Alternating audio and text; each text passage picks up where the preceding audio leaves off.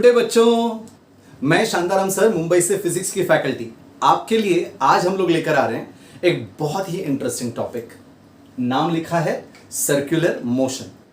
ये topic Maharashtra board के chapter number 3 11th standard में शुरुआत थोड़ी सी इसकी दे दी है, तो मैंने सोचा 12th स्टैंडर्ड को भी ये हमारे देश में काम आएगा।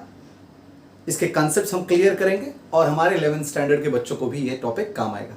शुरुआत करते हैं सर्कुलर मोशन की। चलिए देखिए बच्चों, कोई भी बॉडी, एनी बॉडी, जब ये बॉडी सरकमफरेंस पे गोल गोल घूमेगी, of course with the help of string रहेगी या नहीं भी रहेगी, अगर गोल गोल घूमती है और उससे एक सर्कल ट्रेस करेगी वो बॉडी, तो उसे हम सर्कुलर मोशन कहेंगे। एकदम सिंपल डेफिनेशन है बच्चों। The motion of a body, the motion of a body कहां पर? along the circumference। तो बहुत ही आसान है। सरकमफरेंस किसका? Of a circle. तो the motion of body along the circumference of a circle is called as circular motion. अब ये बॉडी गोल गोल घूम रही है एट पर्टिकुलर इंस्टेंट, किसी एक वक्त पे। Where is the body? To indicate that the body is suppose at point A, I have to draw a radius along with an arrow, and आप सबको पता है कि इसे हम रेडियस वेक्टर नाम दे देंगे या फिर आप इसे पोजीशन वेक्टर नाम देंगे। पोजीशन वेक्टर या फिर आप इसे कहेंगे रेडियस वेक्टर। चलिए, सिंबल आपको दिख रहा है, इट्स आर, एंड ये डायरेक्शन भी दिखा रहा है, इसीलिए बार। कैसे डिफाइन करेंगे? एकदम सिंपल, नाम से देखो। A vector which indicates shows भी बोल सकते हैं। Okay, so a vector which indicates the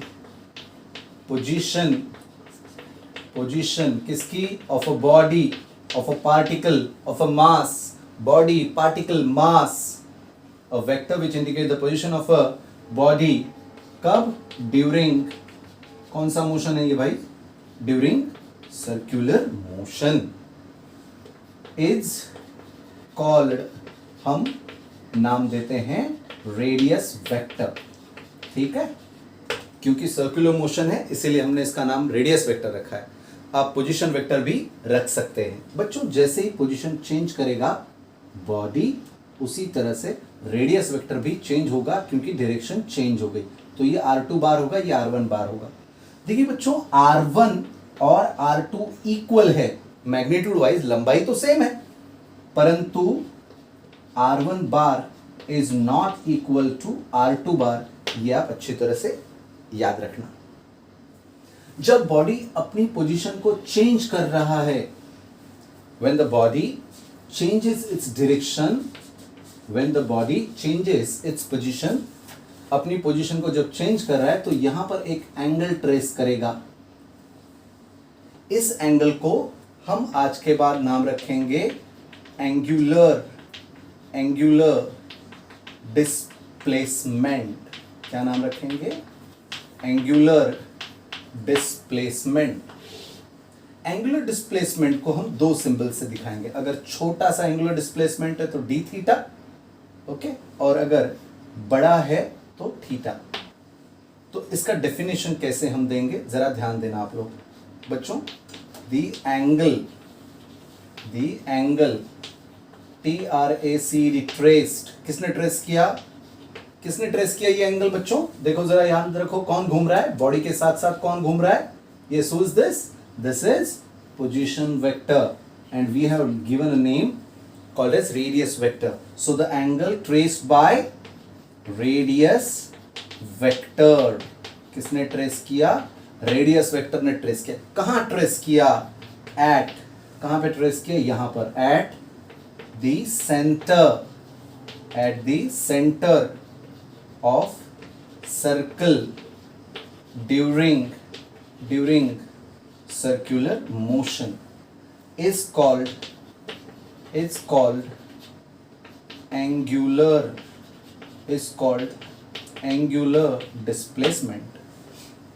बच्चों इसका यूनिट हम लोग देख लेंगे। आप सबको पता है ये एक एंगल है और एंगल का यूनिट, ऐसा यूनिट, एंगल का यूनिट क्या है, क्या किसी को याद है एंगल का यूनिट? हाँ बोलिए, एंगल का यूनिट आप बताइए। यस, कोई तो बताओ एंगल का यूनिट क्या है? No idea? चलिए, इट इज रेडियन। एंगल का यूनिट रेडियन। अगर प्लेन एंगल है तो रेडियन। अच्छा, ये आपको नहीं पता तो देखिए ना, लिंक में मेरे चैप्टर नंबर 1 मेजरमेंट के लिंक मैं डाल दूंगा डिस्क्रिप्शन बॉक्स में, प्लीज देख लेना। Chapter number 1 units and measurement, उसमें यूनिट्स और फिजिकल क्वांटिटीज के बारे में बहुत खूबसूरत तरीके से वहां पे मैंने एक्सप्लेन किया है। ठीक है, प्लेन एंगल के लिए हम लोग रेडियन यूज करते हैं और सॉलिड एंगल के लिए हम स्टेरेडियन यूज करते हैं। एक चार्ट भी वहां पे बहुत खूबसूरत तरीके से समझाया। बच्चों, ये जो छोटे एंगल होते हैं यानी d theta, they are true vectors. Yes, because they obey the laws of vector addition. जबकि ये जो बड़े एंगल्स होते हैं, जैसे 30 डिग्री प्लस 30 डिग्री, तो टोटल हो जाएगा 60 डिग्री। ये तो हमने बचपन से सीखा है सर। ये जो 30 डिग्री एंगल्स हैं, बड़े angles, they do not obey law of direction, इसीलिए they are not true vectors. इसके बारे में अधिक जानकारी आपको जेई के लेक्चर्स में मिलेगी। अभी के लिए इतना ही याद रखो कि if the angles are very small then they are vectors, if the angles are large they are not vectors. But in case समझो आपको आया angular displacement is a dash quantity, तो स्केलर या वेक्टर, तो लिखना वेक्टर क्वांटिटी। अच्छा, ये vector quantity है तो इसको डायरेक्शन रहेगी, तो इसकी डायरेक्शन देते हैं, ध्यान देना, direction of angular displacement.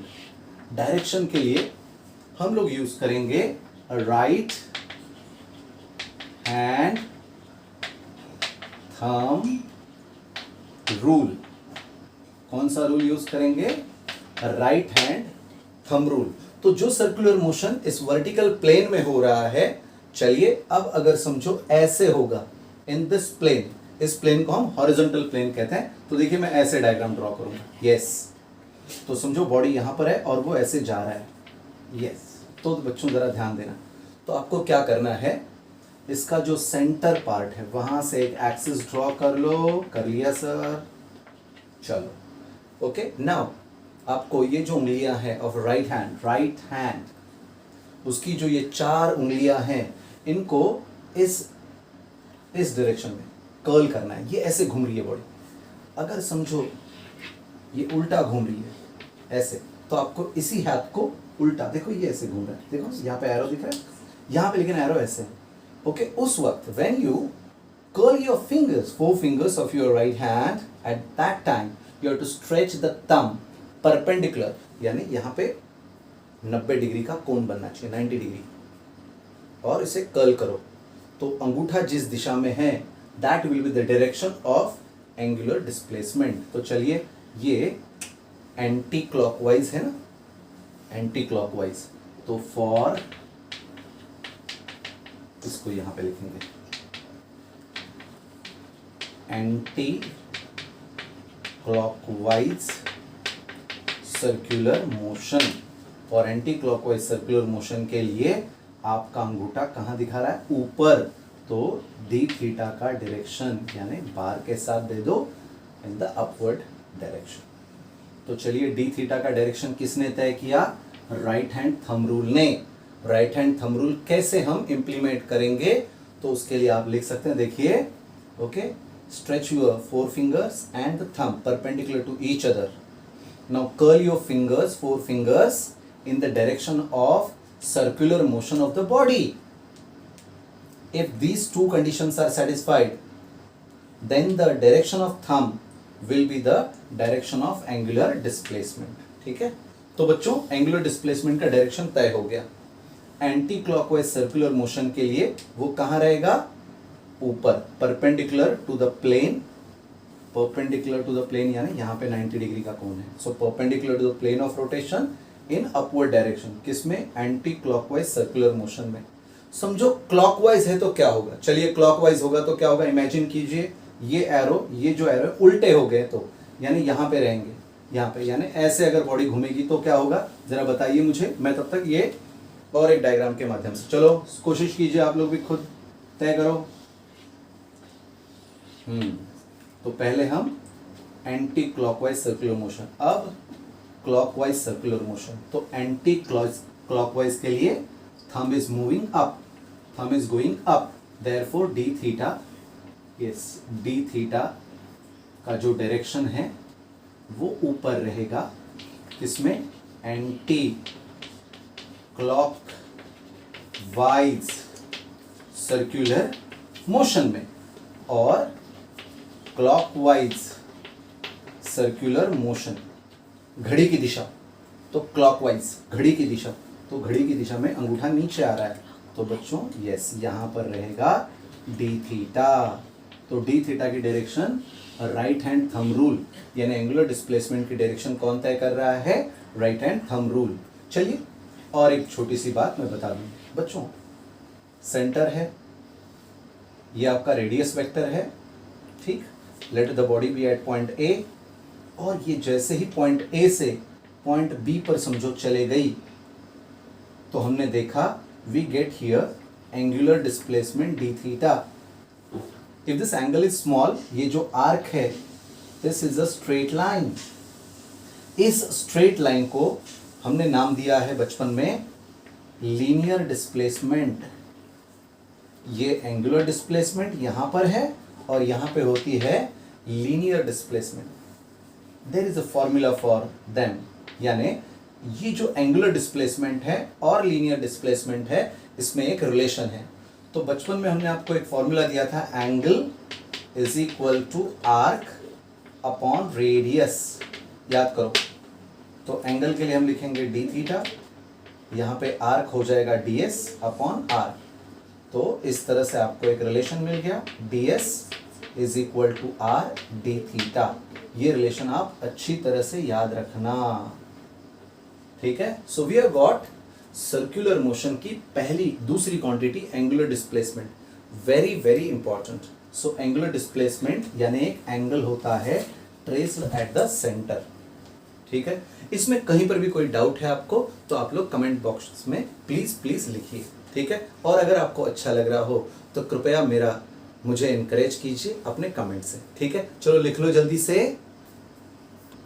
So children, अभी अभी हमने देखा angular displacement, when the body is moving along the circumference of the circle and as it changes its position from point A to point B, तो हमने देखा बच्चों कि यहाँ पर जो आती है वो होती है लीनियर डिस्प्लेसमेंट, और यहाँ पे जो आएगा वो होगा एंगुलर डिस्प्लेसमेंट, ठीक है।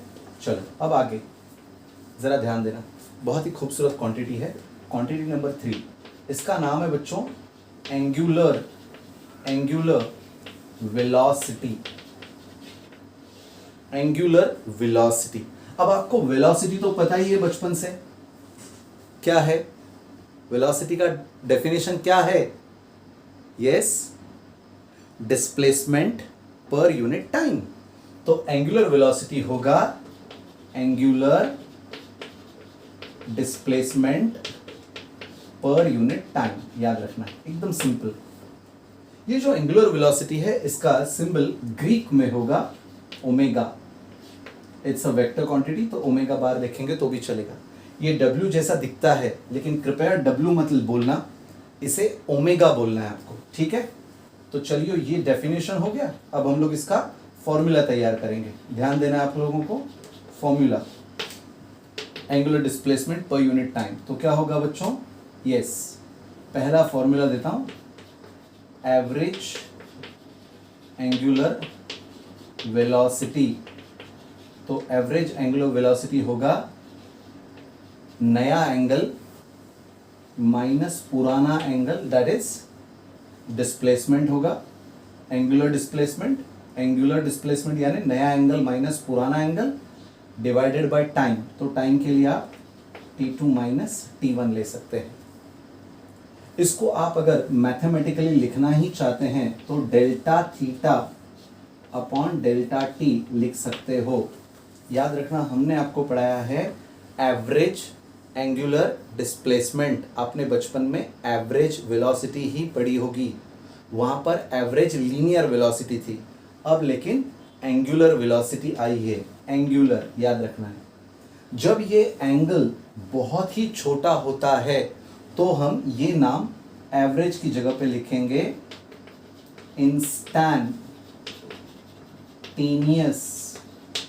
इंस्टेंटेनियस एंगुलर वेलोसिटी, और वो होती है D theta upon D T.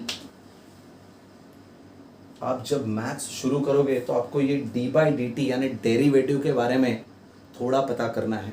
Of course जिनका मैथ्स नहीं रहेगा उनके लिए हम मैथ्स का इंट्रोडक्टरी लेक्चर्स रखेंगे जिसमें हम डेरिवेटिव और इंटीग्रेशन इंट्रोड्यूस करेंगे, जिससे उनको फिजिक्स में बहुत मदद होगी। तो अब याद रखना है, वेलोसिटी के जो है दो प्रकार हैं, एक है लीनियर वेलोसिटी और एक है एंगुलर वेलोसिटी। और ये जो एंगुलर वेलोसिटीज़ हैं इसके फिर दो प्रकार होंगे, एक है एवरेज जिसमें हम बड़े एंगल को एंगुलर डिस्प्लेसमेंट लेते हैं डिवाइड बाय टाइम, और एक है इंस्टेंटेनियस। इंस्टेंटेनियस से ही पता चलता है इंस्टेंट पे एकदम इमीडिएटली कितनी है एंगुलर वेलोसिटी, तो वो है इंस्टेंटेनियस एंगुलर वेलोसिटी।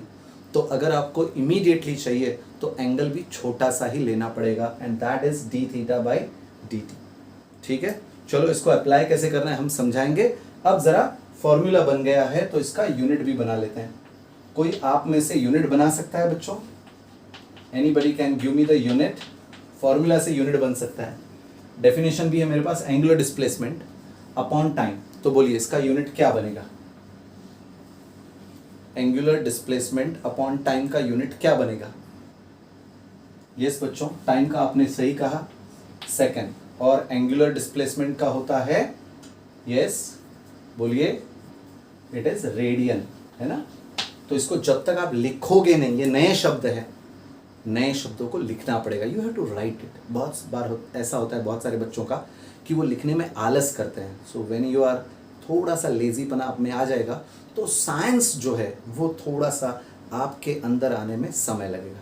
तो कृपया उस बात को, लेजीनेस को, आपको यानी आलस को दूर रखिए, फिजिक्स बहुत आसान हो जाएगा। तो ये हो गया आपका यूनिट। अब बच्चों इसके डायमेंशंस भी लिखना है हमें।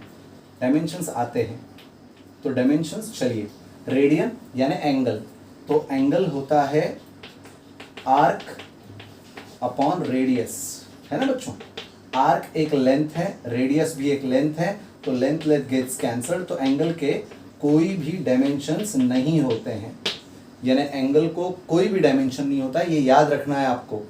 ये एक में ऐसी क्वांटिटी है जिसको डायमेंशंस नहीं है परंतु यूनिट है। डायमेंशंस नहीं है परंतु यूनिट है। तो बच्चों हम लिखेंगे L0 M0 T0 रेडियन के लिए, ठीक है, डिवाइड बाय सेकेंड, सेकेंड के लिए हम टाइम T1 लिखेंगे। तो कुल मिलाकर हो जाएगा L0 M0 T -1 हो जाएगा ना बच्चों। तो ये हो गए dimensions of angular velocity. Is that clear बच्चों? इसको आपको लिखना है और याद भी रखना है, ठीक है। So the dimensions of angular velocity are L0 M0 T⁻⁻1। आगे बढ़ेंगे, please pay attention all of you.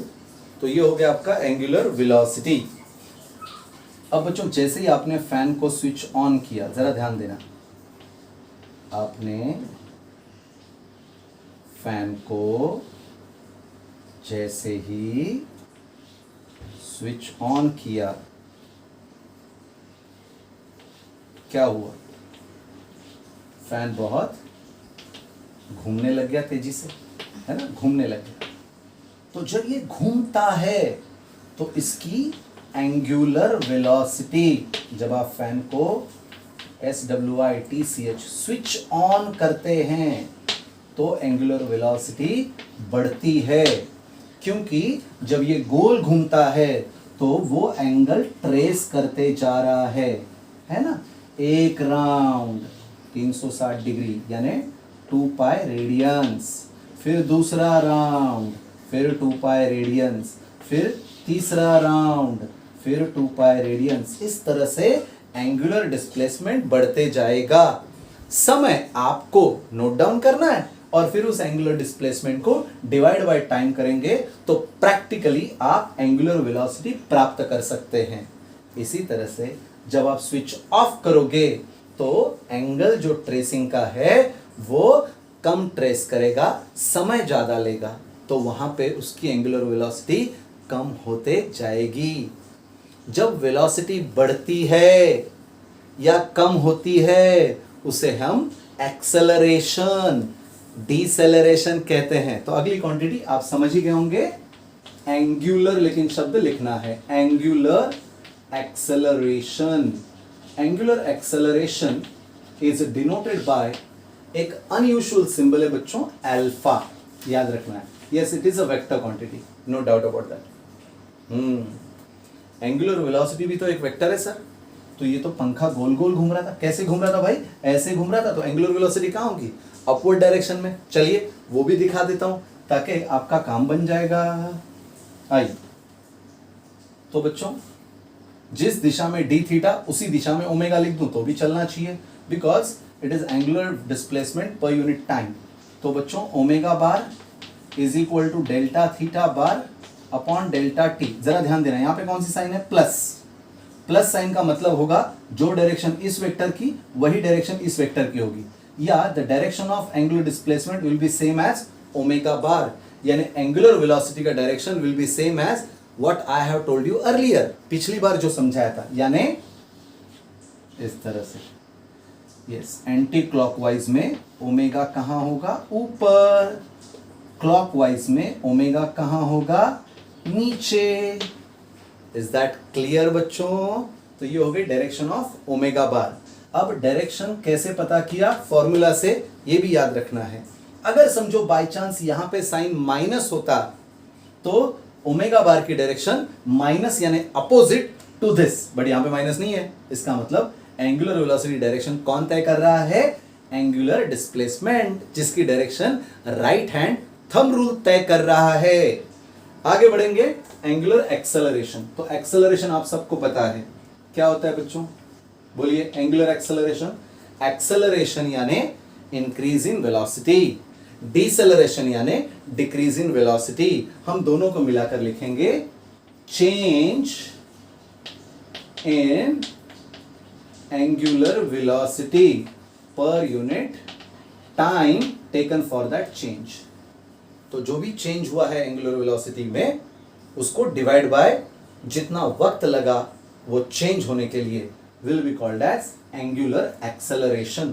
चलो पहले वाली omega one is the velocity at time t1 and omega 2 is velocity at time t2। तो बच्चों acceleration का formula कैसे बनाएंगे, angular acceleration alpha is equal to change in angular velocity. बोलिए change कैसे फाइंड करते हैं बच्चों, दुनिया में, जिंदगी में change will always be final minus initial. Answer plus आवे या माइनस आवे, it is none of my business. Change का formula will be final minus initial. ठीक है, तो चलिए यहां पे फाइनल कौन है, ओमेगा 2 है सर, माइनस ओमेगा 1 है sir, divided by t2 minus t1।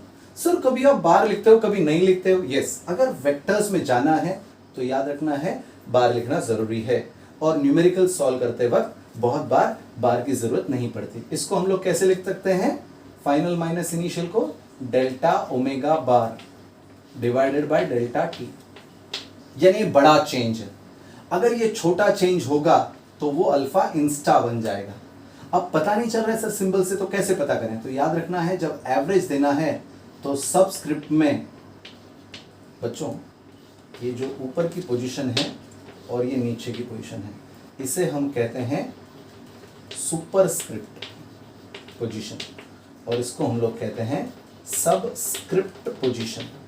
तो अगर कोई नीचे लिखना है तो इसे कहते हैं सबस्क्रिप्ट, और ऊपर लिखना है तो पावर आप कह सकते हैं, या फिर मैथमेटिकल लैंग्वेज में आप सुपरस्क्रिप्ट भी कह सकते हो, याद रखना है, ठीक है। तो एवरेज दे दिया मतलब वो है एवरेज एक्सेलरेशन, और अगर एवरेज नहीं दिया है तो वो इंस्टेंटेनियस रहेगा। और उसके लिए मैंने आपको जैसे बताया छोटा सा चेंज लेना है, तो D omega bar divided by D T. बच्चों अब आ गया वक्त जब हम लोग एसआई यूनिट तय करेंगे। एसआई यूनिट फिर से डिवाइड बाय टाइम है तो डिवाइड बाय सेकेंड। अब यहाँ पे देखो change in what is this, angular velocity. Angular velocity का डेफिनेशन से हमने यूनिट बनाया था रैड पर सेकेंड, इसको रैड भी बोलेंगे, रैड पर सेकेंड। तो आपका टोटल आंसर हो जाएगा रेडियंस पर सेकेंड स्क्वायर, एंगुलर एक्सेलरेशन का। बचपन में आपने लीनियर पढ़ा था, लीनियर मीटर और एक्सेलरेशन के लिए सेकेंड स्क्वायर, मीटर पर सेकेंड स्क्वायर था बचपन में लीनियर एक्सेलरेशन। अब लेकिन एंगुलर है तो एंगुलर में एंगल आएगा रेडियन पर सेकेंड स्क्वायर। डायमेंशन देख लेते हैं, आइए। यस बच्चों, अल्फा के डायमेंशंस। ओहो, ऊपर कौन है, रेडियन। रेडियन के लिए डायमेंशन नहीं होते हैं, तो एलओ, एमओ और टी भी 0, लेकिन सेकेंड स्क्वायर है तो वो ऊपर आएगा, तो वो हो जाएगा -2। एक स्टेप मैंने नहीं लिया, यूज नहीं किया। फास्ट करना सीखना है, थोड़ा फास्ट करोगे तो बहुत फायदा होगा। फिजिक्स में ना थोड़ा सा आपको फास्ट बनना है। कैसे बनोगे, जैसे जैसे आपकी पढ़ाई होते जाएगी, मेरे लेक्चर्स अटेंड करोगे, वैसे वैसे आप फास्ट करना सीख जाओगे। तो फिजिक्स में अव्वल अगर आपको होना है तो लेक्चर्स अटेंड करते जाइए, सभी लेक्चर्स अटेंड कीजिए, दिल से अटेंड कीजिए, ठीक है। अगर आपको कंटेंट अच्छा लग रहा हो तो कृपया लाइक कीजिए, कृपया लाइक कीजिए। थैंक यू बच्चों, जल्दी से लिख लो इसे। बच्चों एंगुलर एक्सेलरेशन जिसके बारे में अभी आपने जानकारी प्राप्त की, इसकी डायरेक्शन सिखाना भी मुश्किल कुछ लोगों के लिए है और समझना भी मुश्किल है। मैं दोनों काम आपके आसान कर रहा हूँ, ज़रा ध्यान दीजिए।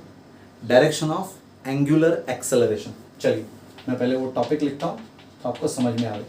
Direction of angular acceleration, circular motion में डायरेक्शन ऑफ एंगुलर एक्सेलरेशन समझना बहुत इंपॉर्टेंट है। इसको आप जैसे मैंने बोला अल्फा बार से इंडिकेट करो।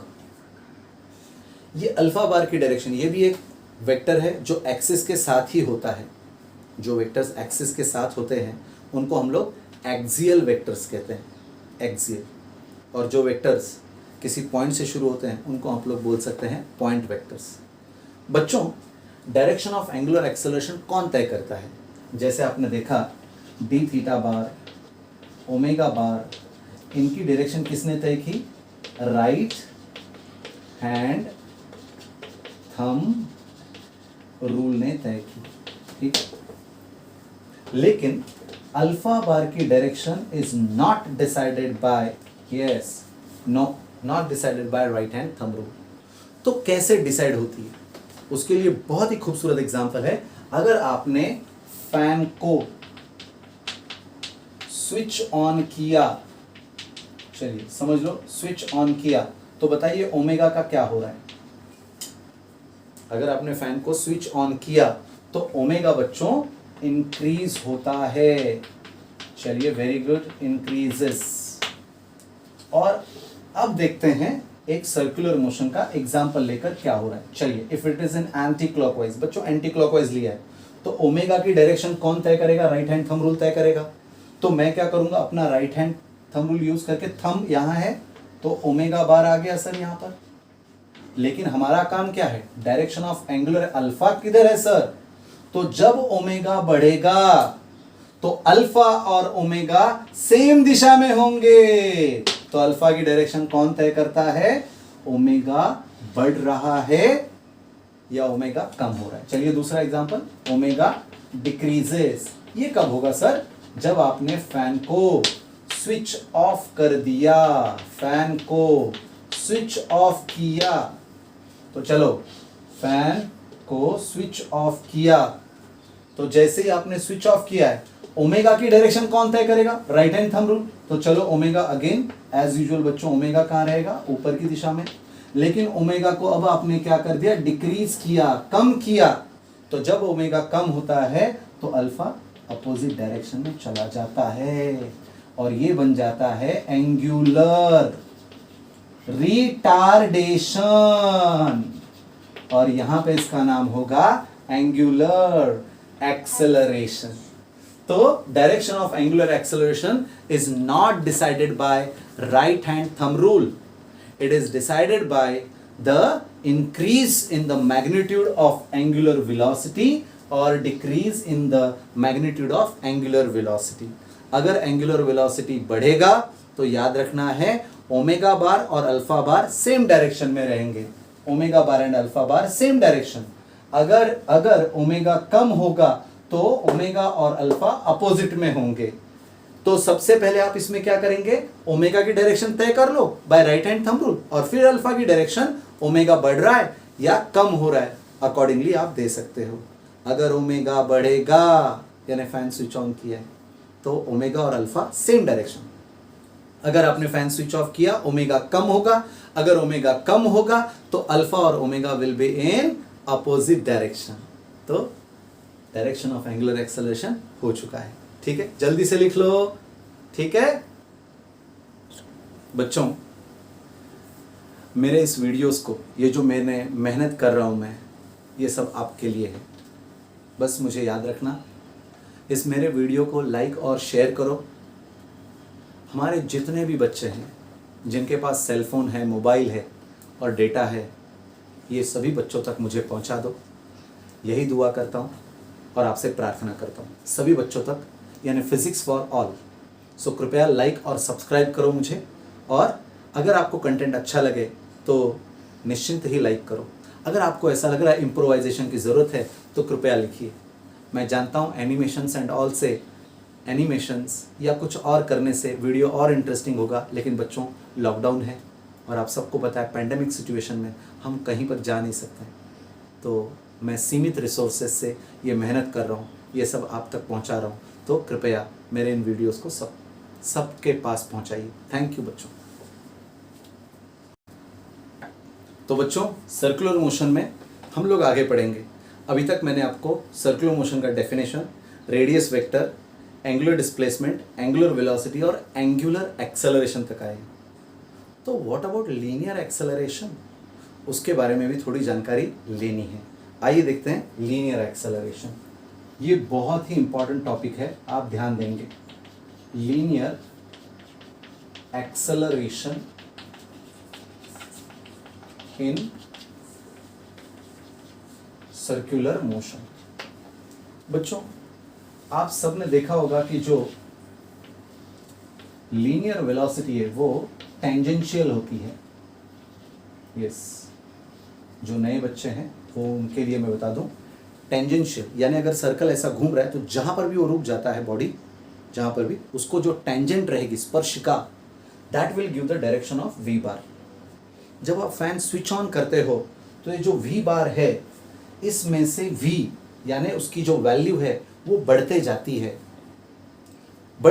वी, और जब आप फैन को स्विच ऑफ करते हो तो वी कम होते जाता है, यानी मैग्नीट्यूड जब लीनियर वेलोसिटी का कम ज्यादा होता है तो उस एक्सेलरेशन को हम नाम दे रहे हैं TANGENTIAL, tangential acceleration. Tangential acceleration को हम AT बार से इंडिकेट करेंगे। देखो सर्कुलर मोशन में पूरा वी बार चेंज हो रहा है, पूरा वी बार यानी सर वी और बार, वी यानी मैग्नीट्यूड और बार यानी डायरेक्शन। जब मैग्नीट्यूड चेंज होती है तो जो एक्सेलरेशन पैदा होता है उसको हमने नाम रखा है टेंजेंशियल एक्सेलरेशन। अब मैग्नीट्यूड छोड़ के क्या बचा बच्चों, लीनियर वेलोसिटी का अगर मैग्नीट्यूड निकाला तो क्या बचा, डायरेक्शन। डायरेक्शन चेंज जब होता है यानी वी बार जब चेंज हो रहा है तो जो एक्सेलरेशन पैदा होता है उसको हम फिजिक्स में कहते हैं सेंट्रीपीटल एक्सेलरेशन। नाम देखिए, सेंट्रीपीटल एक्सेलरेशन। नाम मजेदार है काम भी मजेदार है। तो लीनियर एक्सेलरेशन के दो पार्ट होते हैं सर्कुलर मोशन में। एक वो जो सिर्फ लीनियर वेलोसिटी की मैग्नीट्यूड को चेंज करता है, यानी स्पीड को चेंज करता है। जैसे फैन स्विच ऑन किया तो स्पीड बढ़ेगा, जब फैन स्विच ऑफ करोगे तो स्पीड कम होगा। इस एक्सेलरेशन को हम बोलेंगे टेंजेंशियल एक्सेलरेशन, ठीक है। और जिसमें डायरेक्शन चेंज होगी उसको हम बोलेंगे सेंट्रीपिटल एक्सेलरेशन। सेंट्रीपिटल एक्सेलरेशन की डायरेक्शन सेंटर की तरफ होती है और टेंजेंशियल एक्सेलरेशन की डायरेक्शन नाम से पता चल रहा होगा टेंजेंट की दिशा में होती है। आइए देखते हैं definitions, please pay attention, very important. तो बच्चों, tangential acceleration is due to change in LINEAR linear SPEED speed. Linear speed को हम मैग्नीट्यूड ऑफ लीनियर वेलोसिटी भी कह सकते हैं। तो जब v चेंज होता है तो टेंजेंशियल एक्सेलरेशन आता है, याद रखना, ठीक है। Let us proceed to next. अब यहां पर centripetal acceleration is due to change in DIRECTION direction of v, याद रखना, यानी लीनियर स्पीड की दिशा चेंज होगी तो ये एक्सेलरेशन आता है। अब सर्कुलर मोशन में दिशा तो हमेशा ही चेंज होती है, इसीलिए बच्चों AC बार जो है यानी सेंट्रीपिटल एक्सेलरेशन जो है वो कभी भी जीरो हो ही नहीं सकता, क्योंकि डायरेक्शन तो कंटिन्यूअसली चेंज हो रही है, हर पॉइंट पे चेंज हो रही है। लेकिन बच्चों यस, AT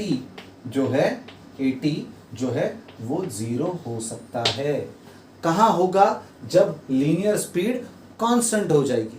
फैन को स्विच ऑन किया, स्पीड बढ़ते जा रही और फिर तय हो गई, फिक्स हो गई, है ना। वो फिक्स होने के बाद टेंजेंशियल एक्सेलरेशन जीरो हो जाता है। स्विच ऑफ कर दिया तो स्पीड कम होगी तो टेंजेंशियल एक्सेलरेशन निगेटिव हो जाएगा। तो ये याद रखना है आप लोगों को कि सेंट्रीपिटल एक्सेलरेशन कभी भी जीरो नहीं होता और टेंजेंशियल एक्सेलरेशन जीरो हो सकता है। जब टेंजेंशियल एक्सेलरेशन जीरो होता है तो उस सर्कुलर मोशन को हम UCM बोलेंगे, यूनिफॉर्म सर्कुलर मोशन, यानी स्पीड कांस्टेंट। और अगर बच्चों AT bar not equal to zero, यानी वो चेंज हो रही है स्पीड, तो हम उसे बोलेंगे नॉन UCM। तो UCM यानी यूनिफॉर्म स्पीड वाला मोशन, यूनिफॉर्म लीनियर स्पीड वाला, और नॉन UCM यानी नॉन यूनिफॉर्म स्पीड वाला मोशन, ठीक है। तो बच्चों linear acceleration circular motion, A बार हम लोग इसका सिंबल दे देंगे। तो चलिए, A बार के AT bar and AC bar are components, ठीक है, भाई हैं ये लोग एक ही घर के। तो अब हम इन तीनों को सर्कुलर मोशन में मैं दिखा रहा हूं, ध्यान दो। दिस इज सर्कल, ओके, नीचे वाला पार्ट नहीं दिख रहा है, ओके ओके ओके, ठीक है ठीक है ठीक है। तो बच्चों देखो जरा ध्यान दो, suppose the particle is somewhere here, ये सेंटर है, तो नाम से सेंट्रीपिटल पता चला, सेंटर की तरफ होने वाला एक्सेलरेशन AC बार, ओके। और ये टेंजेंट है, तो टेंजेंट की दिशा में होने वाला AT बार। अब ये दोनों का जो मेल होगा यानी एडिशन होगा, वो होगा बच्चों diagonal according to vector law, है ना, डायगोनल होगा। तो ये है बच्चों यस A बार यानी टोटल एक्सेलरेशन, ये वाला, और ये टोटल एक्सेलरेशन मतलब लीनियर एक्सेलरेशन। इसके दो पार्ट है, टेंजेंशियल और सेंट्रीपिटल। इन दोनों के बीच में जो एंगल है ये हमेशा 90 डिग्री होता है। ये जो रिजल्टेंट ने AC बार के साथ बनाया हुआ, इसको आप अल्फा ले सकते हो। तो आप लोग इस डायग्राम से क्या लिखेंगे? AT bar plus AC bar, AT bar plus AC bar is equal to मिलेगा A बार, ओके। नंबर एक। दूसरा, चलिए एंगल देते हैं, tan अल्फा लेना चाहूंगा। tan अल्फा ही क्यों, बताता हूं। tan alpha opposite side upon adjacent side, can I say that this opposite side is same as this? तो इसमें हम लोग लेते हैं 80 बार का 80, क्योंकि एंगल के लिए सिर्फ मैग्नीट्यूड जरूरी है, डिवाइड बाय एडजेसेंट AC। तो इस तरह से यू कैन गेट अल्फा यानी angle made by A bar. Angle made by any quantity, any vector दिखाता है उसकी दिशा। एंगल से हमें क्या मिलती है? दिशा यानी डायरेक्शन। तो बच्चों याद रखना है डायरेक्शन ऑफ लीनियर एक्सेलरेशन यहां से आपको मिलेगी। इज दैट क्लियर बच्चों? अब हम लोग आगे बढ़ेंगे। तो ये था लीनियर एक्सेलरेशन। बच्चों ये जो सेंट्रीपिटल एक्सेलरेशन है, टेंजेंशियल एक्सेलरेशन, इसके कुछ फॉर्मूले मैं आपके सामने पेश करना चाहता हूं। यहां पे देखो, due to change in linear speed, तो due to change in linear speed यानी हम लोग इसका एक फॉर्मूला बना सकते हैं, यस, dv बाई dt। कैसे सर ये पता हुआ? देखो क्या लिखा है, चेंज, चेंज यानी d, linear speed dv, dv is the small change divided by time. So 80 का ये बहुत खूबसूरत फॉर्मूला याद रखना है, dv by dt। Is that clear बच्चों? अब हमें सेंट्रीपिटल का फॉर्मूला चाहिए, और वो फॉर्मूला हमें तब तक प्राप्त नहीं होगा जब तक हम पिछले दो फॉर्मूले को देखेंगे नहीं। आइए देखते हैं ये पिछला फॉर्मूला क्या है। काइंडली पे अटेंशन बच्चों। जैसे हम सब जानते हैं सर्कुलर मोशन में अब हमारे पास दो वेलोसिटीज आ गई है, एंगुलर वेलोसिटी ओमेगा बार, ये हो गया आपका रेडियस वेक्टर आर बार, और ये हो गई वेलोसिटी वी बार। ये है सेंटर, यहां पे है पार्टिकल P, ठीक है, ये 90 डिग्री और ये भी 90 डिग्री है।